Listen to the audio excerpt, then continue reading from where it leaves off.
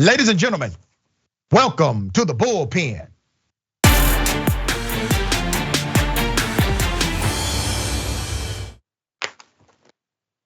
In the Bullpen today, we have Miss Gabriella Hoffman, commentator, Young Voices, very accomplished individual. She hosts the District of Conversation podcast. Looking forward to this conversation. Ms. Hoffman, thanks for having me. How are you? Doing well, Dr. Richey. Thanks for having me. Absolutely. We're going to chop it up about gun rights in America, in particular, constitutional carry laws that have been sweeping conservative states all across the country. I don't want to presume what you know or believe about constitutional carry. So if you would, give us your sentiment and I will opine. Certainly, constitutional carry has kind of emerged as this ascendant policy. It's not a fringe policy. Believe it or not, it's actually being embraced by 22 states currently, and it just makes it so you would carry a gun without a permit, but 22 states, most recently Georgia and Alabama, have adopted it. And it's certainly a topic that brings a lot of discussion, even amongst those of us who work in the firearms industry, informally and formally. But it's certainly a policy that has garnered a lot of attention, especially whether or not it leads to more crime and whether or not it allows more people to have gun rights assured to them, especially in the minority community as well. So that's kind of constitutional carry in a nutshell, but I'm happy to break it down with you. Absolutely. Let's start from the genesis of it, okay? The genesis is the Constitution, according to those that are pro-constitutional carry. So do you agree that constitutional carry is simply an adherence to the Constitution? I believe it does fall into the confines, especially as a guarantor of Second Amendment rights. And I understand the concern with whether or not there's formal training associated with it, that just every person would be willy-nilly allowed to have access to guns. But constitutional carry just makes it a little easier to obtain the ability or to have the ability to carry. Sometimes permits can be seen as an obstacle in terms of the cost, especially in more disadvantageous communities, especially. That's kind of an argument for seeing it being ushered in. And there's also, I think it falls perfectly along the lines of it. I live in a state where I have to go through different tests, and I have had to take my concealed carry and pay the fee and do different coursework. Virginia doesn't have that currently, but other states certainly have different rules, but I'm kind of an all of the above proponent. And if this advances the Second Amendment, as I believe it does, I can be supportive of it, even though I live in a state that doesn't have it. You know, it's really interesting. You bring up some dynamics I would like to explore with you. Now, those who are proponents of constitutional carry, they say, well, having a gun or bearing arms is a constitutional right. And because it is a constitutional right, you should not be required to obtain a permit in order to exercise that right. You should not have the fee or the burden of paying for a permit in order to have that right or exercise that right. So let me ask you this question. Is voting a right? Well, I'm not sure where to fall on that. I think it's essential and it should be accessible, but I believe the Second Amendment and voting are two different issues, so I don't want to stray away from. They are two different issues. That's not what I'm conflating here. Pure, simple question. Is voting a right? I'm not sure I can intelligibly answer that question. I think it should be easy and it should be safeguarded. And I know that there have been different debates over access issues, but more and more people are voting. We saw in the most recent election. So I'm not sure if it's a right. We don't see it guaranteed in the Constitution currently, but there are certainly laws like the Voting Rights Act and others. You're incorrect on that. The Constitution does guarantee your protection to vote. And the Supreme Court has ruled that voting is in fact a right that citizens that are lawfully able to engage in voting do have.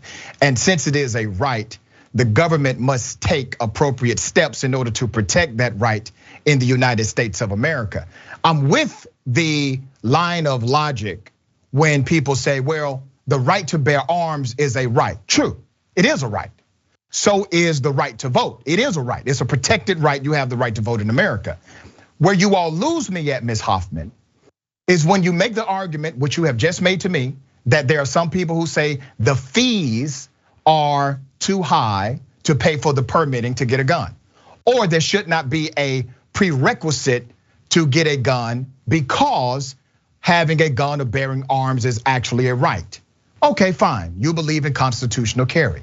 Well, why don't you all believe in constitutional voting?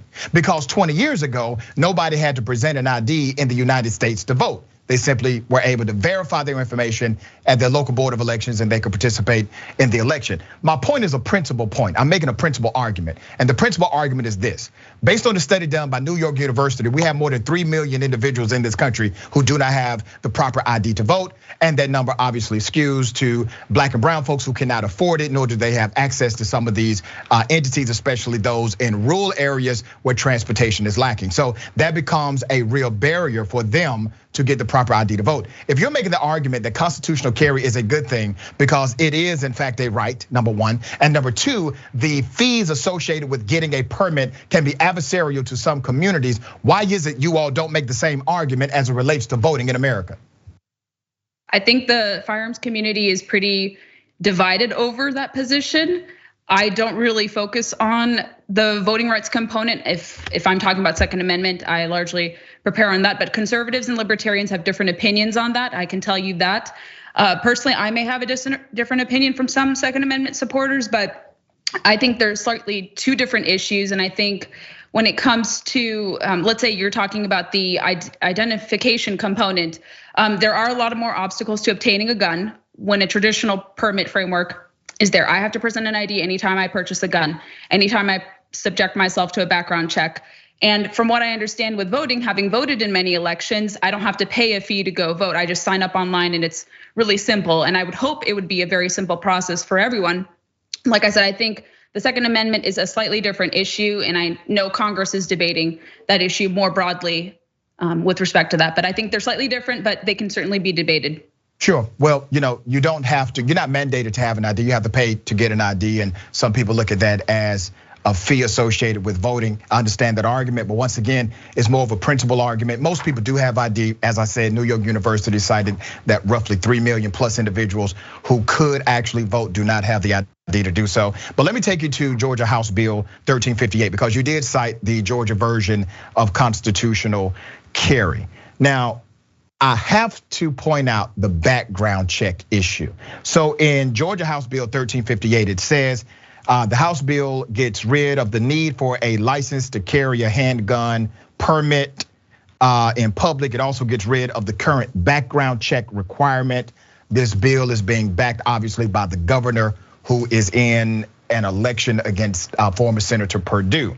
Do you agree that these bills should eliminate the bare minimum of a background check in order to obtain the gun?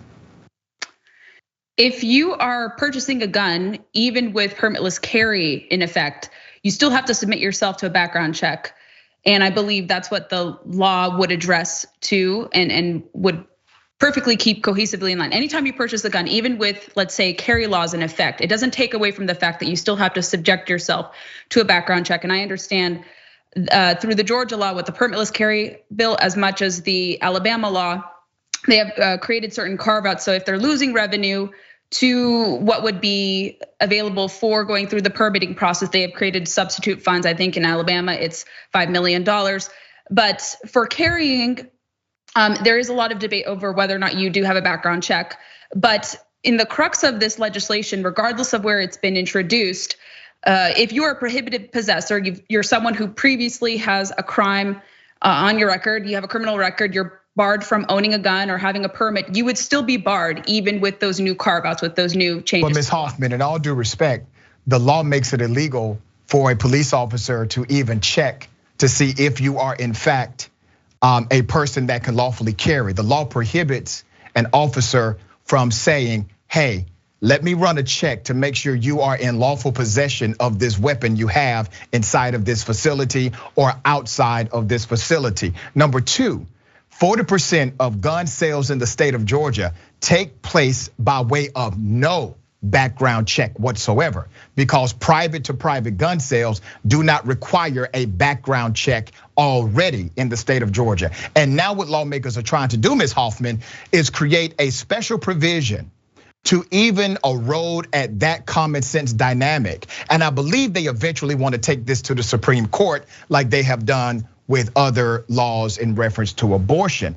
And remember, Public Policy Survey They polled Americans. 83% of Americans are for expanding the background check for gun owners. 72% of members of the NRA are for expanding background checks for gun owners. But you have not had one Republican bill that has actually said we need to expand background checks for gun owners or those who are would-be gun owners in America. Does that not seem like a significant disconnect between the sentiment of the average American and the political class of the conservative party? I want to address that point you mentioned about the 97% who support universal background checks. In various different polling that has been done on the issue. Well, hold on, wait a minute. Let me correct your numbers. 83% support enhanced background checks. 97%, what the number you cited, they support background checks in general. All right, go ahead. Certainly. Let me respond to that quickly. So in the methodology that has been done on polling relating to UBC or even so-called expanded background checks, a lot of the times the methodology is very flawed without acknowledging that there already are existing background checks in place. And when that is tested with public opinion and when people read more into it, they see that that's very excessive to what is already had. It's an issue of enforcement when it comes to background checks. And I think the polling does not recognize that. They don't take into account there already are background checks in place, whether it's for gun sales or going through the permitting process. And moreover, it has to be expanded upon a bit more with respect to that. And we were talking about private sales, even person-to-person sales do have to be subjected to background checks. It's a very small portion of it compared to where gun sales typically go. But even if you're a person-to-person, private-to-private sale, you still have to subject yourself to a background check.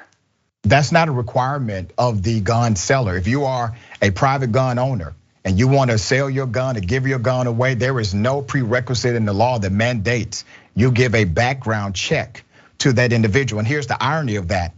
If you sell somebody a car, most states actually require that you sell that car in good faith, knowing that the person can legally operate the vehicle. But if you sell somebody a gun, there is no law mandating you to do a background check on the person you sell the gun to. Don't you find that a little antithetical to common sense and safety in this country? I think a very small percentage of those private-to-private sales could result in criminal activity. But as a good faith effort, I talked to lots of people in the National Shooting Sports Foundation across the industry.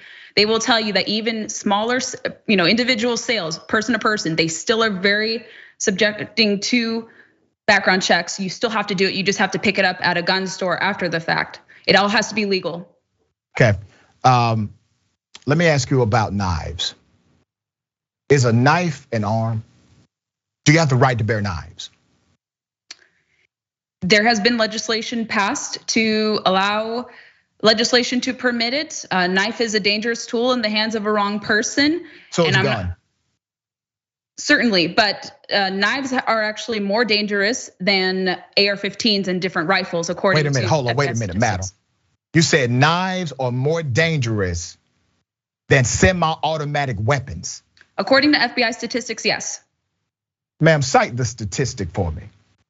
Yes, I believe it was a 2019 or 2020 FBI statistic, and I forget the year, but and it wasn't just knives, but it was knives and clubs and other different. Ma'am, what you're citing is an aggregate total of individuals that use particular weaponry. So we know that more people have used knives, have used sticks, etc., than have used guns. But there is no way you can use that data to say that a semi-automatic weapon is less dangerous than a simple knife.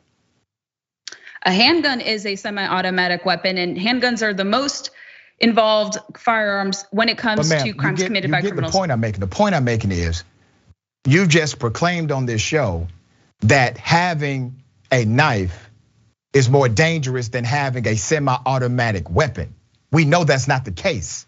But a handgun is a semi-automatic weapon as well. And handguns are commonly used. Ma'am, I'm talking about knives in comparison to actual guns that shoot bullets. Which one is more dangerous? It depends on the individual who's using it. A knife could be just as deadly. Which weapon has the potential for the most carnage on average? Which one? I think either could be dangerous, just depends upon the person, the criminal who's using it. Okay, so is a knife, do you have the right to bear a knife as you do have the right to bear arms? That's the question for you now.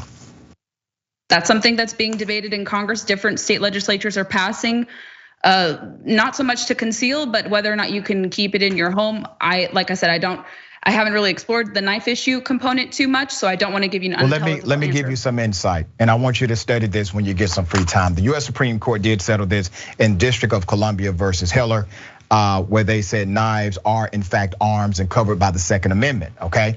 And if you go back to your history, many of the arms or the guns in question actually had a knife connected to them. So my question to you is this: at what point does it stop?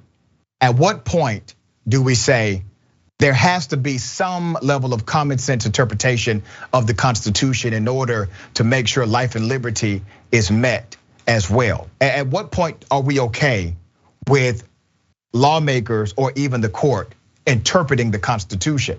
Because you have freedom of speech, but if you use your speech to be adversarial in a criminal way against others, then the government can in fact infringe upon that freedom. So the same with guns and weaponry. There has to be common sense legislation. Nobody calls it speech restriction, but we call it gun restriction. Common sense should be common sense across the board, right?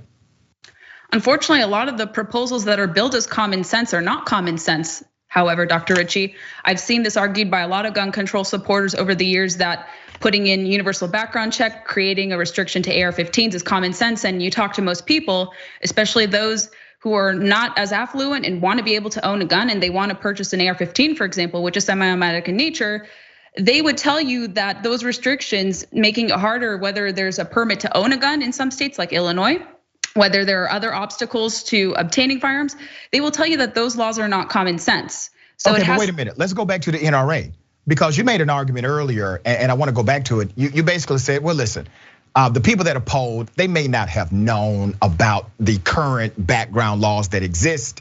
And that may be the reason why the polling suggests that most people are okay with enhancing background checks. I want to bring you specifically to the Public Policy Polling Survey again. They polled all NRA members, and the NRA members, 72%.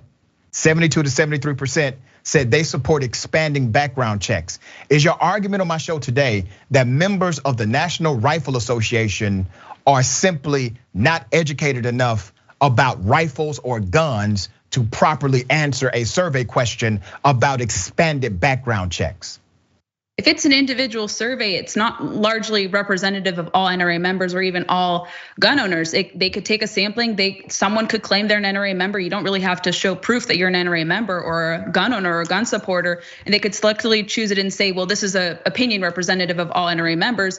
I would caution your listeners to not believe that, because NRA members are very diverse, and even gun owners who don't belong to the NRA. Yeah, but that's what you said about NRA members. I didn't say that. I think the NRA members knew exactly what they were talking about when they said, no, we actually support background check and even expanding background checks for gun owners in America. It's you who have suggested that somehow these NRA members are not as informed as they proclaim to be.